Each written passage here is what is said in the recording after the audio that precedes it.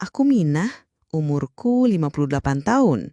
Seorang janda yang hidup dalam kemewahan di sebuah rumah besar bergaya modern di pinggir kota. Dinding kaca rumahku memantulkan cahaya matahari pagi seolah menggoda dunia untuk menoleh. Koleksi tas brandedku berjejer rapi di lemari khusus. Sepatu-sepatu hap tinggiku tersusun seperti karya seni.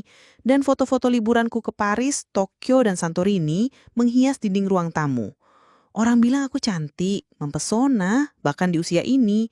Mungkin karena aku rajin perawatan, atau mungkin karena aku masih punya semangat yang membuat mataku berbinar. Tapi di balik semua itu, ada lubang di hatiku yang gak bisa kujelaskan. Kesepian yang aneh, seperti angin dingin yang menyelinap di malam sunyi. Aku punya segalanya, kecuali seseorang yang benar-benar mengisi ruang kosong itu. Pagi ini, seperti biasa, aku duduk di teras dengan secangkir kopi hitam, menatap taman yang dirawat tukang kebun dengan rapi. Mungkin aku perlu liburan lagi, gumamku pada diri sendiri sambil menghela napas. Tapi entah kenapa, ide itu nggak bikin aku antusias. Aku merasa ada sesuatu yang hilang, tapi aku nggak tahu apa. Hari itu, televisi besar di ruang tamuku tiba-tiba mati. Layar hitam, gak ada suara, cuma pantulan wajahku sendiri yang menatap balik. Aku kesal, tapi juga penasaran. Siapa yang akan datang memperbaikinya? Aku telepon toko elektronik langganan dan mereka bilang akan mengirim tukang servis sore ini.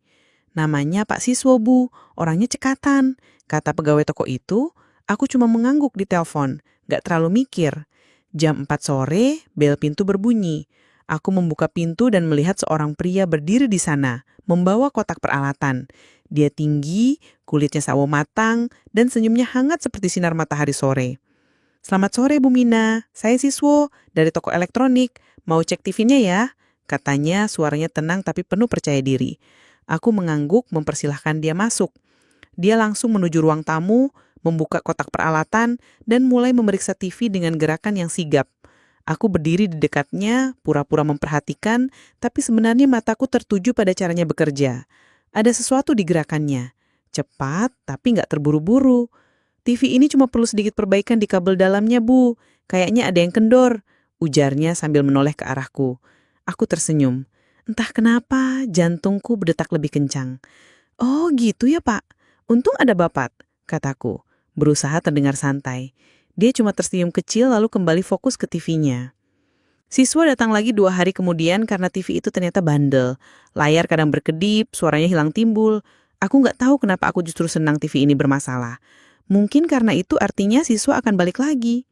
Kali ini aku sengaja membuatkan teh manis hangat dan menaruh sepiring kue di meja ruang tamu. "Pak Siswo, istirahat dulu, minum teh," tawarku sambil menunjuk ke meja. Dia agak kaget tapi akhirnya duduk dan mengambil cangkir. "Wah, makasih Bu, jarang-jarang disuguh begini," katanya sambil tertawa ringan. Aku duduk di sofa seberangnya, mencuri-curi pandang. Dia cerita tentang anak-anak di kampungnya yang dia ajari main sepak bola setiap akhir pekan.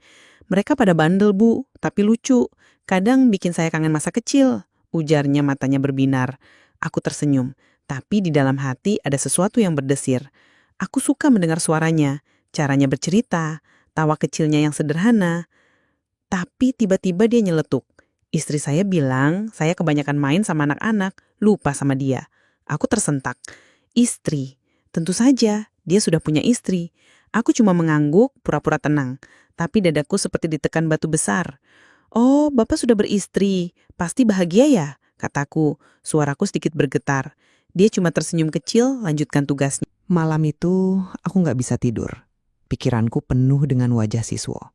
Senyumnya, dan kalimatnya tentang istrinya. Aku berdiri di depan cermin kamar, menatap wajahku yang masih mulus berkat perawatan mahal. "Minah, apa sih yang kamu pikirin? Dia jauh lebih muda, sudah punya keluarga." Hardiku pada bayanganku sendiri. Tapi perasaan ini, seperti kupu-kupu yang gak mau pergi, terus berterbangan di hatiku. Aku tahu ini salah, tahu ini gak masuk akal, tapi tiap kali aku memejamkan mata, aku membayangkan Siswo duduk di ruang tamuku, bercerita dengan suara lembutnya. Aku coba alihkan pikiran dengan menonton drama Korea, tapi malah makin teringat dia. Ya Tuhan, aku ini kayak Anar ABJ yang jatuh cinta pertama kali. keluhku sambil menutup wajah dengan bantal. Aku malu, tapi juga nggak bisa bohong pada diriku sendiri. Aku suka sama Siswo. Hari ketiga Siswo datang, aku nekat melakukan sesuatu yang nggak pernah terpikir sebelumnya. Setelah dia selesai memperbaiki TV yang akhirnya hidup normal, aku mengambil sebuah kotak dari lemari. Di dalamnya ada jaket kulit hitam, merek mahal yang aku beli saat liburan di Milan. Pak Siswo, ini buat Bapak, bonus atas kerja kerasnya, kataku sambil menyodorkan kotak itu. Dia memandangku dengan mata melebar, seperti nggak percaya. Loh, Bu, ini apa? Nggak usah, Bu. Saya cuma ngerjain tugas. Tolaknya sopan, tapi aku memaksa. Ambil aja, Pak. Anggaplah hadiah dari pelanggan setia, kataku sambil tersenyum, berusaha menyembunyikan debaran di dadaku. Dia akhirnya menerima, tapi ekspresinya bercampur bingung dan canggung. Makasih banyak, Bu. Tapi ini kelewatan baiknya, ujarnya, suaranya pelan. Aku cuma tertawa kecil, tapi di dalam hati, aku bertanya-tanya, kenapa aku melakukan ini? Apa aku cuma pengen dia ingat aku? Atau ini cuma caraku menutupi rasa sepi yang makin menggerogoti? Saat Siswo pamit, aku menatap punggungnya yang menjauh, dan hatiku berkata, Mina, kamu sedang main api. Hari-hari setelah pemberian jaket kulit itu, aku mulai merasakan perubahan pada Siswo. Dia tetap datang untuk memeriksa TV yang sesekali masih rewel. Tapi ada sesuatu yang berbeda. Matanya tak lagi menatapku langsung seperti dulu. Dia lebih sering menunduk, fokus pada alat-alatnya, atau buru-buru pamit setelah selesai. Aku bukan orang bodoh. Aku tahu dia menyadari perasaanku. Suatu sore, saat dia sedang membongkar panel belakang TV, aku mencoba memecah keheningan. Pak Siswo, TV ini kayak sengaja bikin Bapak bolak-balik ya? Kataku berusaha terdengar ringan. Dia cuma tersenyum tipis tanpa menoleh. Iya, Bu, barang elektronik kadang begitu. Jawabnya singkat, suaranya datar. Aku merasa dadaku sesak. Dia tahu, pasti tahu. Aku panik dalam hati. Takut dia akan berhenti datang sama sekali. Malam itu, aku mondar-mandir di kamar, memegang ponsel, ingin mengirim pesan padanya, tapi jari-jariku membeku. Mina, jangan konyol. Dia bukan milikmu, gumamku, mencoba menampar diri sendiri dengan akal sehat. Tapi perasaan ini seperti ombak. Semakin ku coba tahan, semakin keras menerjang.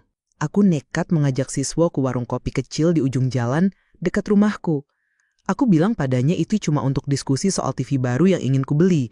Tapi sebenarnya aku cuma ingin melihatnya lebih lama, mendengar suaranya tanpa gangguan suara obeng atau kabel-kabel. Dia setuju meski ragu-ragu. Di warung, di bawah lampu temaram, dia terlihat lebih santai meski tetap menjaga jarak. Aku memesan kopi hitam untukku dan teh tarik untuknya. Pak Siswo, Bapak suka ngopi nggak sih? Atau lebih suka teh kayak gini? Tanyaku, mencoba mencairkan suasana. Dia mengaduk tehnya pelan, lalu menjawab, saya sih apa aja Bu, asal nggak manis banget. Istri saya suka ngomel kalau saya minum manis-manis. Aku tersenyum, tapi hatiku seperti ditusuk. Dia cerita soal istrinya, Rina, yang sedang hamil anak kedua mereka. Dia lagi susah makan, Bu. Katanya mual terus. Tapi ya semangat aja buat anak, ujarnya. Matanya lembut saat menyebut Rina. Aku mengangguk, berusaha menutupi perih di dadaku dengan senyum. Wah, pasti repot ya Pak ngurusin istri hamil, kataku. Suaraku sedikit bergetar. Di dalam hati, aku menyanyi kecil, mencoba mengalihkan pikiran dari rasa cemburu yang menggerogoti. Aku tahu aku gak berhak, tapi perasaan ini seperti tamu tak diundang yang susah diusir. Pagi berikutnya, saat aku memeriksa kotak pos di depan rumah, aku menemukan sesuatu yang bikin bulu kuduku merinding. Sebuah amplop putih polos tanpa nama pengirim tergeletak di antara tagihan listrik dan brosur. Di dalamnya hanya selembar kertas dengan tulisan tangan rapi. Jangan terlalu dekat sama yang bukan milikmu. Aku berdiri mematung di teras, jantungku berdetak kencang. Siapa yang tahu apakah ini dari istri Siswo atau seseorang yang mengintip kehidupanku? Aku mencoba menenangkan diri. Tapi pikiranku liar. Minah, tenang. Mungkin cuma iseng, kataku pada diri sendiri. Tapi tanganku gemetar saat memasukkan surat itu ke laci. Aku nggak berani cerita pada siapapun, bahkan pada sahabatku Lila yang biasanya jadi tempatku curhat. Aku takut kalau ini nyata, kalau perasaanku yang kucoba sembunyikan sudah jadi rahasia umum. Aku nggak tahan lagi dengan teka-teki ini. Ketika siswa datang lagi untuk memeriksa TV, yang entah kenapa masih suka mati sendiri, aku nekat bertanya. Aku menunggu sampai dia selesai bekerja, lalu mengambil amplop itu dari laci. Pak Siswo, Bapak tahu soal ini nggak? Tanyaku sambil menyodorkan amplop itu. Suaraku berusaha tegas meski jantungku berdegup kencang. Dia membaca sekilas, lalu mengerutkan kening. Loh, ini apa Bu? Saya nggak tahu apa-apa soal ini, katanya. Suaranya penuh kebingungan. Tiba-tiba dia menatapku dengan mata yang lebih tajam, seperti mencari jawaban. Bu Minah, kenapa Ibu baik banget sama saya? Maksud saya, jaket, ngajak ngopi. Saya nggak enak hati. Aku tersentak. Pertanyaannya seperti pisau, tajam dan langsung ke inti. Aku ingin jujur, ingin bilang bahwa aku suka padanya, tapi kata-kata itu tersangkut di tenggorokan. Kamu orang baik sis, cuma itu, jawabku akhirnya. Suaraku pelan, hampir seperti bisik. Dia cuma mengangguk, tapi aku tahu dia nggak sepenuhnya percaya. Saat dia pamit, aku merasa seperti kehilangan sesuatu, meski aku nggak tahu apa. Kejadian yang benar-benar bikin aku kaget datang beberapa hari kemudian. Sore itu, bel pintu berbunyi. Dan ketika aku membuka pintu, seorang wanita muda berdiri di sana. Dia cantik dengan rambut panjang terikat rapi dan perut yang sedikit membuncit. Hamil, pikirku. Selamat sore Bu Minah, saya Rina, istri Siswo, katanya. Suaranya sopan tapi ada ketegasan di dalamnya. Aku tersenyum, berusaha menutupi keterkejutanku. Oh, selamat sore Bu Rina, ada apa ya? Tanyaku, berusaha terdengar ramah. Dia menatapku sebentar, matanya seperti menyelami pikiranku. Saya cuma mau bilang Siswa nggak bisa servis TV minggu ini. Dia lagi sibuk, ujarnya. Tapi nadanya terasa seperti kode. Aku tahu ini bukan kunjungan biasa. Ini seperti dia sedang menandai wilayahnya. Memastikan aku tahu batas. Oh, nggak apa-apa Bu, terima kasih sudah kasih tahu, jawabku menjaga senyumku. Setelah dia pergi, aku menutup pintu dan bersanggar di dinding. Napasku tersengal. Aku merasa seperti anak kecil yang ketahuan mencuri permen. Rina tahu sesuatu, dan itu membuatku takut sekaligus malu. Aku duduk di sofa, menatap TV yang kini hidup normal, tapi hatiku jauh dari tenang. Minah, apa yang kamu lakukan dengan hidupmu? Tanyaku pada diri sendiri, suaraku bergetar di ruang tamu yang sunyi. Di tengah kekosongan itu, aku memutuskan untuk pergi ke Bali, mengikuti retreat meditasi yang direkomendasikan sahabatku, Lila. Min, kamu butuh ketenangan. Coba deh, siapa tahu dapat pencerahan, katanya di telepon.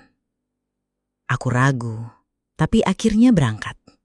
Di sebuah villa di Ubud, dikelilingi sawah hijau dan suara air mengalir, aku bertemu seorang guru spiritual bernama Wayan. Dia pria tua dengan mata bijak, selalu tersenyum lembut. Suatu sore, saat sesi meditasi kelompok, aku nekat curhat tanpa menyebut nama. Pak Wayan, bagaimana kalau kita menyukai seseorang yang tak bisa kita miliki? Rasanya seperti menyiksa diri sendiri, kataku, suaraku pelan. Wayan menatapku, lalu berkata, cinta sejati tak selalu tentang memiliki, nak.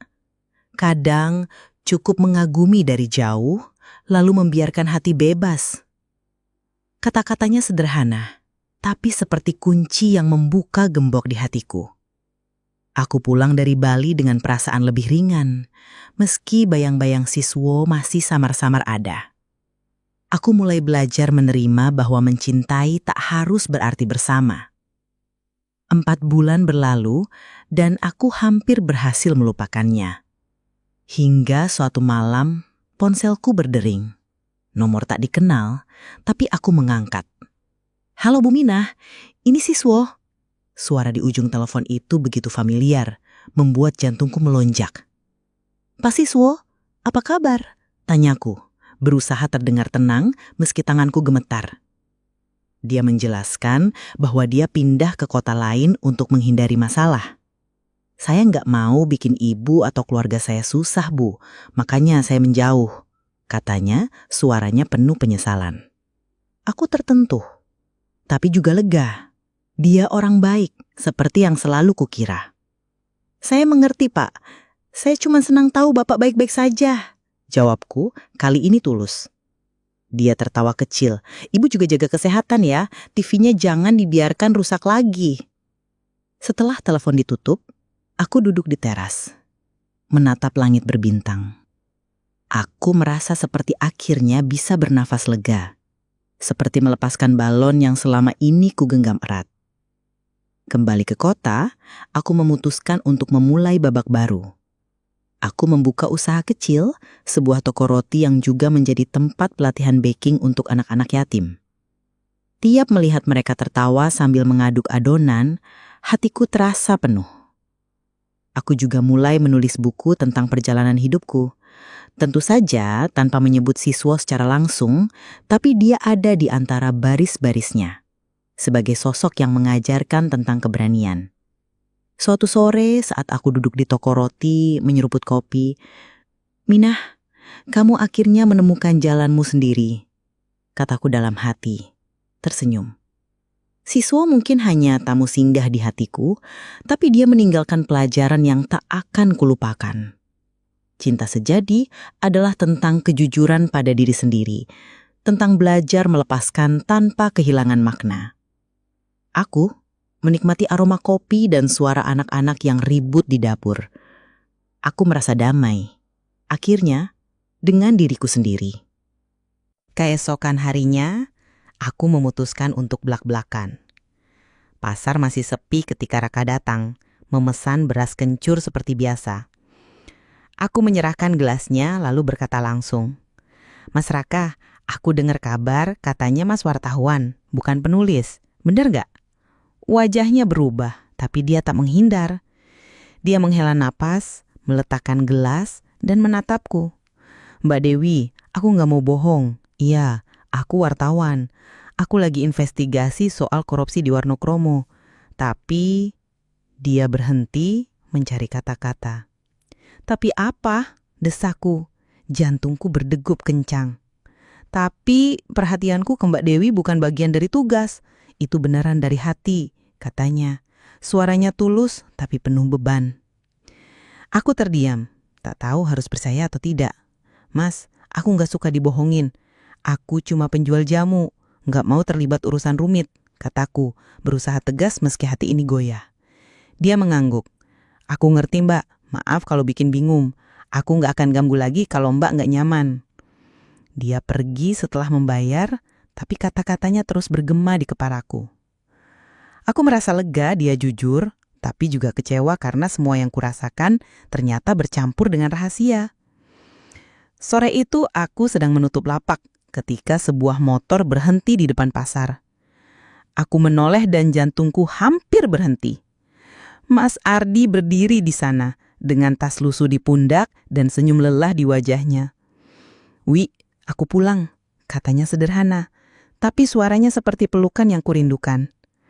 Aku berlari mendekat, memeluknya erat tanpa peduli tatapan pedagang lain. "Mas, kok nggak bilang-bilang? Katanya kapal rusak," tanyaku, air mata hampir tumpah. "Diperbaiki lebih cepat, Wi. Aku kangen kamu," jawabnya. Tangannya mengusap rambutku. Malam itu kami duduk di ruang tamu. Dia cerita tentang laut, badai yang hampir menenggelamkan kapalnya, dan bagaimana dia selalu memikirkan aku di tengah ombak. Aku ingin cerita tentang Raka, tentang hati yang sempat goyah, tapi kata-kata itu tersangkut di tenggorokan. Aku cuma tersenyum, mendengarkan ceritanya, dan merasakan kehangatan yang lama hilang. Tapi di sudut hati, bayang-bayang Raka masih ada, seperti puisi yang belum selesai kubaca. Malam berikutnya aku dan Mas Ardi duduk di teras rumah, menikmati angin malam yang membawa aroma sawah. Bintang-bintang berkelip di langit dan untuk pertama kalinya dalam waktu lama, aku merasa tenang. "Wi, kamu kuat ya hidup sendiri di sini?" kata Mas Ardi, tangannya memegang tanganku erat. Aku tersenyum. "Nggak kuat-kuat amat, Mas. Cuma berusaha jalani aja." Dia menatapku. "Aku tahu aku sering ninggalin kamu. Maaf, Wi. Aku janji kalau kapal berhenti, aku nggak akan pergi lagi." Aku mengangguk. Meski tahu janji itu mungkin tak mudah ditepati. Aku tak cerita tentang Raka, tentang buku puisi, atau tentang hati yang sempat bimbang. Malam itu aku memilih untuk fokus pada Mas Ardi, pada rumah kecil ini, pada hidup yang sudah kujalani bertahun-tahun. Pasar, candaan pedagang, dan Raka hanyalah warna-warni dalam hidupku, tapi akarnya ada di sini, di samping lelaki yang kini memegang tanganku. "Mas, ceritain lagi dong soal laut," pintaku bersandar di pundaknya. Dia tersenyum, mulai bercerita, dan aku mendengar, membiarkan hati ini pulang ke tempatnya.